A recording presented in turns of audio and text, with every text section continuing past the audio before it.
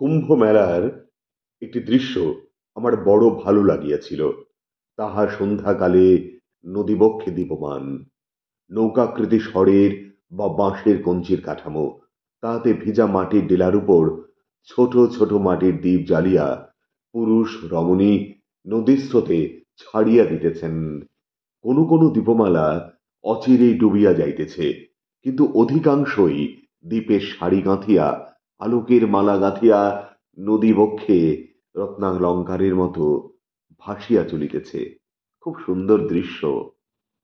এই সকল দীপমালার ভাসন ও নিমজ্জনের সহিত কত পতি পুত্রহীনা সন্তপ্তা নারীর হৃদয়ের তন্ত্রী এক সুরে গাথা আছে। এ আমার তাহা কে ক্ষুদ্র নগণ্য আড়ম্বর শূন্য স্বদেশী মাটির দ্বীপ, তুমি ভারতবর্ষের জীবনের প্রতিরূপ।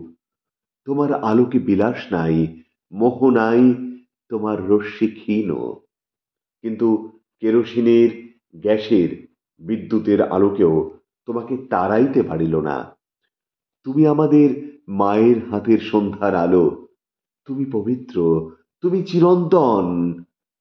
তুমি কাল সাগর বক্ষে কালো স্রোতে প্রবাহিত, ভারতের জ্ঞান, ভারতের সাধনা, ভারতের সিদ্ধির প্রতিরূপ তুমি। হিন্দু, বৌদ্ধ, মুসলমান, খ্রিস্টান, ভারতের নানা প্রবাহের চিহ্ন প্রয়াগের সঙ্গমের উপকণ্ঠে বিদ্যমান। সেখানে সুদূর অতীত হইতে আগত কুম্ভ মেলায় তোমার স্নিগ্ধ পবিত্র শোভায় আমার মনে কি যে ভাবের তরঙ্গ উঠিয়াছে, তাহা বলিতে গিয়াও বলিতে পারিলাম না।